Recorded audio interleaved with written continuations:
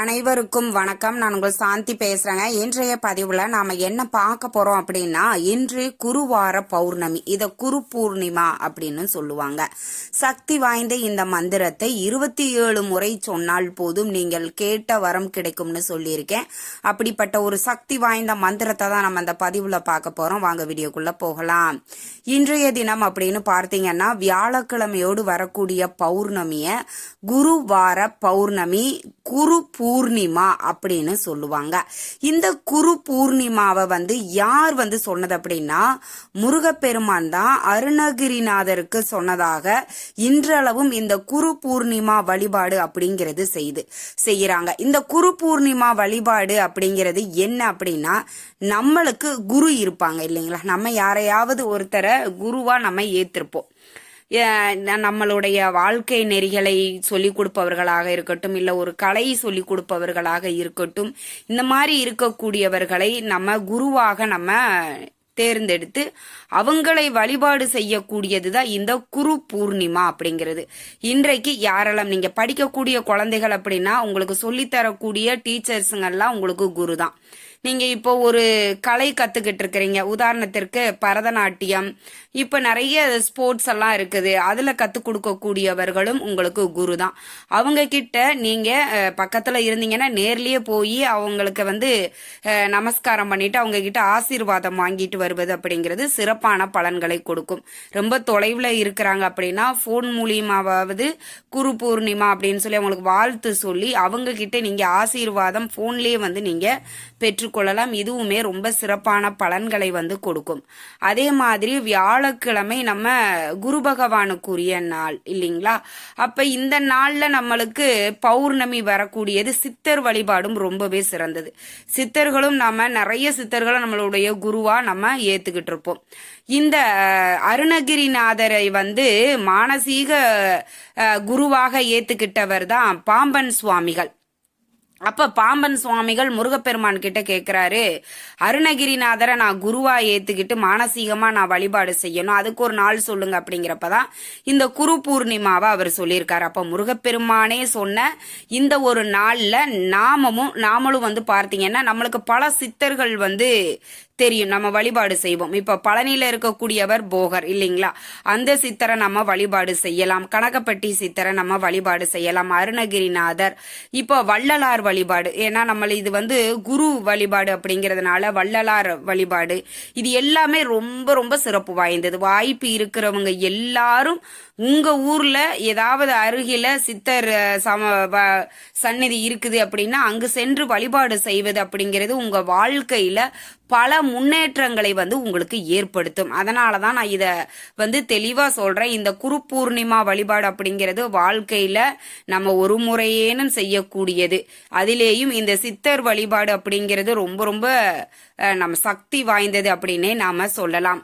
அப்பேற்பட்ட நம்மளுக்கு இப்ப நம்ம எங்கேயும் போக முடியல அப்படிங்கிறவங்க வீட்லயே மானசீகமா நீங்க எந்த சித்தர் வழிபாடு செய்யறீங்க, இப்போ எனக்கெல்லாம் பார்த்தீங்க அப்படின்னா நாம கனகப்பட்டி சித்தர் கோயிலுக்கு போறோம், ஆனா அங்க எங்களால போக முடியாது, இப்போ அந்த சூழ்நிலையில இருக்கிறோம் அப்படின்னா அவரை மனதார நினைத்து கொண்டு இப்போ நான் சொல்லக்கூடிய இந்த மந்திரத்தை 27 முறை நீங்க இத நீங்க சொல்லணும். இன்றைய தினம் நம்ம பௌர்ணமி அப்படிங்கறதுனால காலையிலேயே குளிச்சுட்டு சூரிய நமஸ்காரம் செய்வது அப்படிங்கிறது ரொம்ப ரொம்ப சிறப்பான பலனை கொடுக்கும். ஏன்னா சூரிய பகவானும் நம்மளுக்கு ஒரு குரு தான் இல்லைங்களா.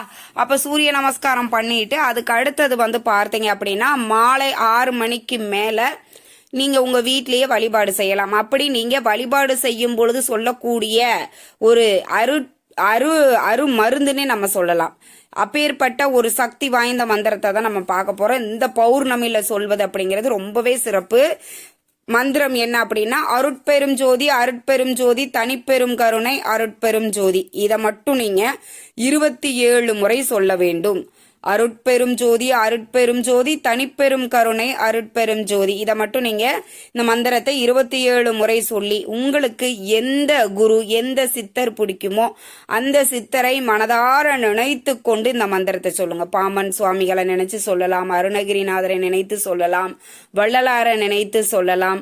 உங்களுக்கு எந்த சித்தர் பிடிக்கும், இல்ல உங்க ஊர்ல எனக்கு தெரியாத சித்தர்கள் பலர் இருக்கலாம் இல்லைங்களா. எனக்கு தெரிஞ்சவங்க நான் சொல்ற ஒரு 3 3-4 பேர் சொல்றேன்.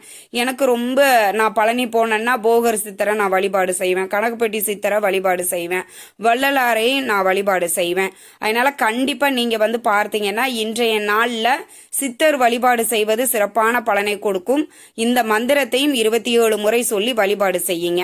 அதே மாதிரி பார்த்தீங்க அப்படின்னா ஏதாவது ஒரு சித்தர் சந்நிதிக்கு போய் இன்னைக்கு வழிபாடு செய்யறீங்கன்னா அங்க உட்கார்ந்து இந்த மந்திரத்தை 27 முறை சொல்லி பாராயணம் பண்ணுங்கள். அதே மாதிரி பார்த்தீங்கன்னா இன்றைய நாள் நம்ம வந்து வீட்டில் எப்பவுமே விளக்கு வந்து நம்ம சுவாமி ரூம்ல வந்து ஒரு 1/2 மணி நேரம் எரிஞ்சால் போதும் அப்படின்னு சொல்லுவாங்க. இன்னைக்கு நீங்க ஒரு குறைஞ்சது ஒரு 7 மணி நேரம் ஒரு 5 மணி நேரம் அப்படி நீங்க விளக்க வந்து அணையாம அதை வந்து நீங்க ஏத்துங்க.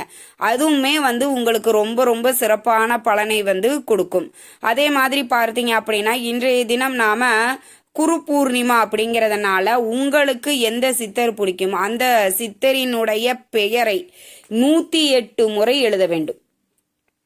இப்போ எனக்கு வந்து பார்த்தீங்க அப்படின்னா கனகப்பட்டி சித்தர் பிடிக்கும் அப்படின்னா கனகப்பட்டி சித்தர் பெயரை எழுதி 108 முறை எழுதணும். இந்த மாதிரி உங்களுக்கு எந்த சித்தர் வழிபாடு நீங்க செய்யறீங்களோ அந்த சித்தரை வந்து அந்த சித்தர் பெயரை 108 முறை எழுதி உங்களுடைய விருப்பம் ஏதாவது ஒன்றை மட்டும் நீங்க கேளுங்க, அது கண்டிப்பா கிடைக்கும். அதுவும் இந்த பௌர்ணமியில செய்வதுதான் ரொம்பவே சிறப்பான பலன்களை உங்களுக்கு கொடுக்கும். அதனால இன்றைய நாள் பௌர்ணமியை எக்காரணத்தை கொண்டும் யாரும் தவற விடாதீங்க. அடுத்தது வந்து பார்த்தீங்கன்னா குலதெய்வ வழிபாடு. நான் ஏற்கனவே குலதெய்வ வழிபாடு செய்யணும், அந்த குலதெய்வ வழிபாடு செய்யும் போது என்ன தீபம் ஏற்ற வேண்டும் அப்படிங்கிறத பற்றி நான் தனியா ஒரு பதிவு கொடுத்துருக்கிறேன். பார்க்காதவங்க அதையும் நீங்க செக் பண்ணி பாருங்க. இன்றைய நாள்ல குலதெய்வ வழிபாடு செய்யும் பொழுது நம்மளுக்கு குலதெய்வத்தினுடைய அருளோடு சேர்த்து நம்ம முன்னோர்களினுடைய அருளும் நம்மளுக்கு கிடைக்கும். அதனால வாய்ப்பு இருக்கிற எல்லாருமே இன்றைய நாளை பயன்படுத்தி கொள்ளுங்கள். குரு பூர்ணிமா வழிபாடு வாய்ப்பு இருக்கிற எல்லாருமே செய்யுங்க. உங்களுக்கு நீங்க படிக்கக்கூடிய குழந்தைகளுக்கு தெரியாது, அப்ப நம்ம சொல்லணும். நீங்க சொல்லுங்க உங்களுடைய டீச்சர்ஸ்ட இன்னைக்கு ஆசீர்வாதம் வாங்குங்க, இன்னைக்கு குரு பூர்ணிமா வழிபாடு அப்படின்னு நீங்க சொல்லும் பொழுது அவங்க வந்து அவங்க டீச்சர்ஸ்ட வந்து அவங்க ஆசீர்வாதம் வாங்குவாங்க. அது இன்னுமுமே நம்ம குழந்தைகளுக்கு ஒரு சிறப்பான பலன்களை வந்து நம்மளுக்கு கொடுக்கும். அதே மாதிரி நீங்க ஏதாவது கலைகள் கத்துக்கொண்டிருக்கிறீங்க அப்படின்னா அந்த கலை சொல்லி கொடுக்கக்கூடியவர்களும் குரு தான் இல்லைங்களா? அப்ப அந்த குரு கிட்ட கூட நீங்க ஆசீர்வாதம் வாங்கலாம். ஏன்னா இப்ப நம்ம நிறைய வந்து ஸ்போர்ட்ஸ்ல நிறைய பண்றோம். நம்ம டான்ஸ் கிளாஸ் மட்டுமே கிடையாது, கபடி பிராக்டிஸ் பண்றவங்கள இருந்து சிலம்பம் பிராக்டிஸ் பண்றவங்கல இருந்து அவங்க சொல்லி கொடுக்குறாங்கன்னா அவங்க வந்து நம்மளுக்கு குரு தான். அவங்க கிட்டையும் நீங்க ஆசீர்வாதம் வாங்கணும். கண்டிப்பா இந்த பௌர்ணமியில் இதை செய்யுங்கள், நீங்கள் நினைத்தது கண்டிப்பா நடக்கும். இதுல நான் நிறைய விஷயங்கள் சொல்லி இருக்கிறேன். உங்களுக்கு எதெல்லாம் ஃபாலோ பண்ண முடியுமோ எல்லாமே பண்ணுங்க. நிச்சயம் உங்க வாழ்க்கையில பல மாற்றங்கள் கிடைக்கும். இந்த தகவல் உங்களுக்கு ரொம்பவுமே பயனுள்ளதாக இருந்திருக்கும்னு நினைக்கிறேன். வீடியோ பிடிச்சிருந்தா லைக் பண்ணுங்க, ஷேர் பண்ணுங்க, கமெண்ட் பண்ணுங்க. இந்த பதிவை உங்களுடைய உற்றார் உறவினர்கள் நண்பர்களுக்கும் ஷேர் பண்ணுங்க, அவங்களும் பார்த்து பயன்பெறட்டும். நன்றி, வணக்கம்.